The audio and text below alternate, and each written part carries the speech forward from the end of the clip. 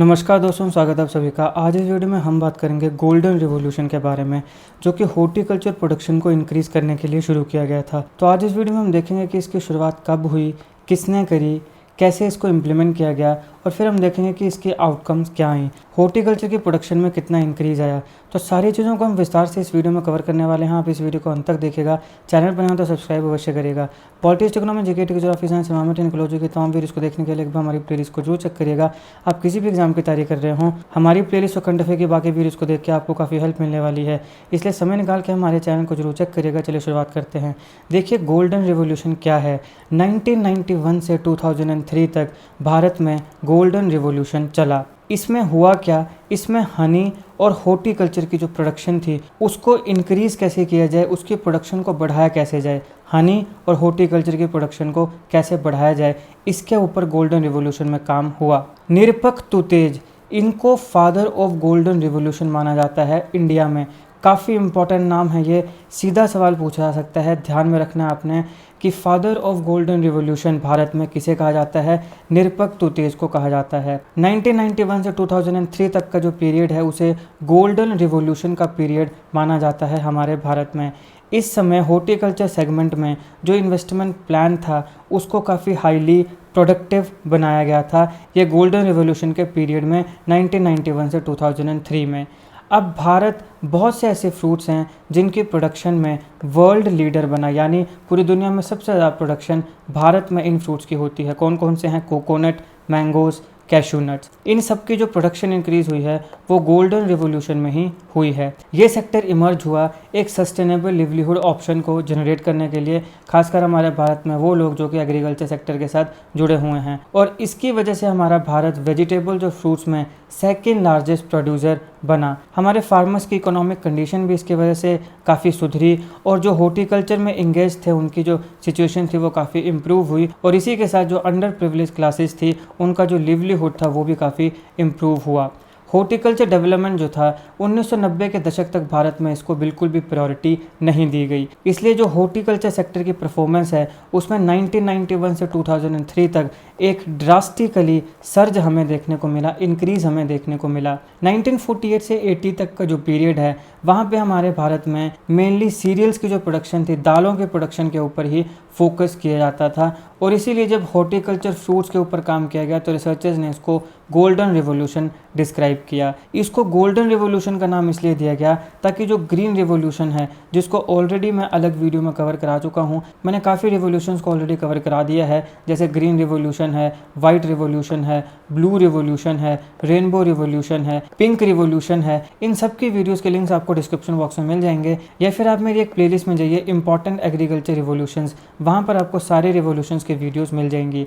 तो अब क्योंकि हमारे भारत में ऑलरेडी ग्रीन रिवॉल्यूशन चल रहा था, ग्रीन रिवॉल्यूशन काफ़ी अच्छे से काम भी कर रहा था, तो इस ग्रीन रिवॉल्यूशन से डिस्टिंग्विश करने के लिए, अलग करने के लिए ये जो रिवॉल्यूशन था इसको गोल्डन रिवॉल्यूशन का नाम दिया गया। अब कुछ फैक्टर हैं जिन्होंने हॉर्टिकल्चर सेक्टर की जो ग्रोथ है उसको काफ़ी हद तक अफेक्ट किया गोल्डन रिवॉल्यूशन के समय, जैसे कि क्रॉपिंग पैटर्न में शिफ्ट, जो कि किसी क्रॉप के फेवर में हो और वो हायर रिटर्न्स दे। इसके साथ साथ आता है एरिया ऑफ हार्वेस्टिंग को इंक्रीज़ करना, मतलब जो एरिया जहाँ पे हम हॉर्टिकल्चर प्रोड्यूस को उगा रहे हैं उसको और ज़्यादा बढ़ाना। ये एक बहुत बड़ा चैलेंज था और इसने भी हॉर्टिकल्चर सेक्टर की जो ग्रोथ है उसको अफेक्ट किया। इसके साथ साथ टेक्निक्स ऑफ कल्टीवेशन को इम्प्रूव करना, कल्टीवेशन की जो मॉडर्न टेक्निक्स हैं उनको इंक्लूड करना, और जो एग्जिस्टिंग टेक्निक्स हैं उनको और ज़्यादा इम्प्रूव करना, उनमें इम्प्रूवमेंट लेकर आना, ये भी एक ऐसा फैक्टर था जिसने ग्रोथ ऑफ हॉर्टिकल्चर सेक्टर को अफेक्ट किया। इसके साथ साथ आता है हॉर्टिकल्चर एक्सपोर्ट्स को इंक्रीज करना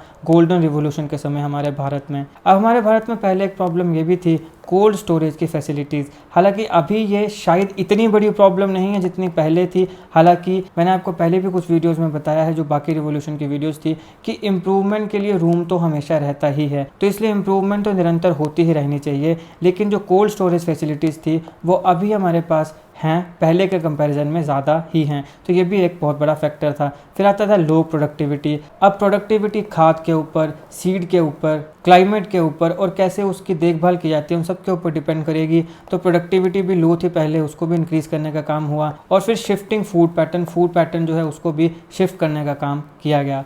अब इसकी वजह से हुआ क्या, इनकम इंक्रीज़ हुई। ऑब्वियसली जब ज़्यादा से ज़्यादा हॉर्टिकल्चर प्रोड्यूस बनेगा, उसको बेचा जाएगा तो उससे पैसा आएगा, तो इनकम इंक्रीज़ होगी। इसके साथ साथ पॉपुलेशन जो है, हमारे देश के जो लोग हैं उनमें हेल्थ अवेयरनेस जो है वो भी बढ़ी, क्योंकि फ्रूट्स जो हैं वो काफ़ी हेल्दी अल्टरनेटिव होते हैं, उससे आपको काफ़ी नुकसान नहीं होता है अगर आप रो फ्रूट ले रहे हो। बाकी अगर आप कोई अलग अलग प्रकार के जूस ले रहे हो तो उसको ज़रूर देख लो कंटेंट वहाँ पे कि उसमें कंटेंट क्या है, उसमें कुछ एडिटिव तो नहीं है।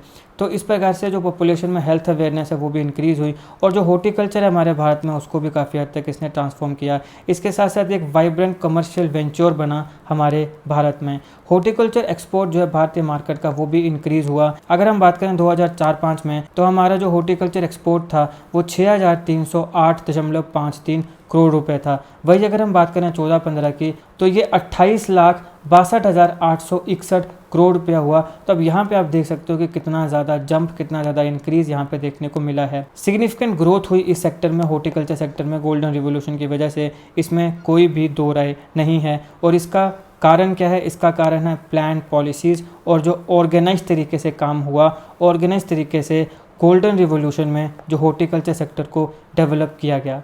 अब हम बात करते हैं नेशनल हॉर्टिकल्चर मिशन की।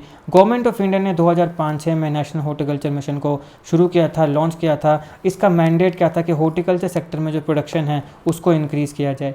गवर्नमेंट ने डिसाइड किया कि हम सारे के सारे जो नेसेसरी फंड्स है उसको प्रोवाइड करेंगे नेशनल हॉर्टिकल्चर मिशन के तहत, ताकि जो गोल्डन रिवॉल्यूशन हमारे भारत में हॉर्टिकल्चर सेक्टर में उसको इंक्रीज़ किया जाए, उसको बढ़ाया जाए। और स्टेट जो है वो एडवांटेज ले सकती हैं नेशनल हॉर्टिकल्चर मिशन का। कैसे ले सकती हैं, अच्छी और रिलीवेंट स्कीम्स जो हॉर्टिकल्चर सेक्टर को इंक्रीज़ करे वो इम्प्लीमेंट करके, ताकि जो हॉर्टिकल्चर सेक्टर है उसकी बेटरमेंट हो सके। अब देखिए 2005 तक जो टोटल एरिया था वेजिटेबल और फ्रूट्स के अंडर, मतलब जहाँ पे वेजिटेबल और फ्रूट्स उगाए जाते थे, वो था 11.72 मिलियन हेक्टेयर्स, और जो टोटल प्रोडक्शन थी वो 150.73 मिलियन टन्स थी। लेकिन अगर हम 2015-16 की बात करें तो काफ़ी ज़्यादा इंक्रीज़ हमें नेशनल हॉर्टिकल्चर मिशन के तहत हॉर्टिकल्चर का जो प्रोड्यूस है उसमें देखने को मिला।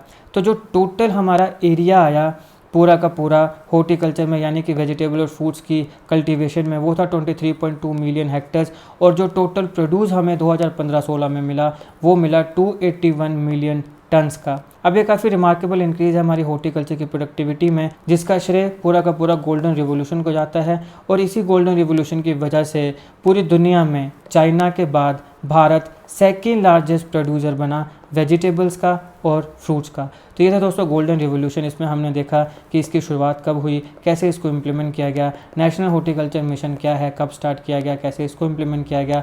फिर हमने देखा कि इसकी आउटकम्स क्या आई, और हमने देखा कि गोल्डन रिवॉल्यूशन के फादर कौन थे। जितने इंपॉर्टेंट फैक्ट्स हैं सारों को हम इस वीडियो में कवर कर चुके हैं। अगर आपको वीडियो अच्छी लगी हो तो लाइक करिएगा, शेयर करिएगा। Politics, economy, GK, geography, science, mathematics, ecology की तमाम वीडियोस को देखने के लिए हमारी प्लेलिस्ट को जरूर चेक करिएगा। आप किसी भी एग्जाम की तैयारी कर रहे हो, हमारी प्लेलिस्ट और करंट अफेयर के बाकी वीडियोस को देख के आपको काफ़ी हेल्प मिलने वाली है। इसलिए समय निकाल के हमारे चैनल को जरूर चेक करिएगा। जीके, करंट अफेयर और जीके टिक्स ऐसी वीडियोस के लिए हमारे चैनल को सब्सक्राइब करिएगा, बेल आइकन जरूर दबा लीजिएगा ताकि किसी भी वीडियो की नोटिफिकेशन आप मिस ना करें। आपका बहुत बहुत धन्यवाद।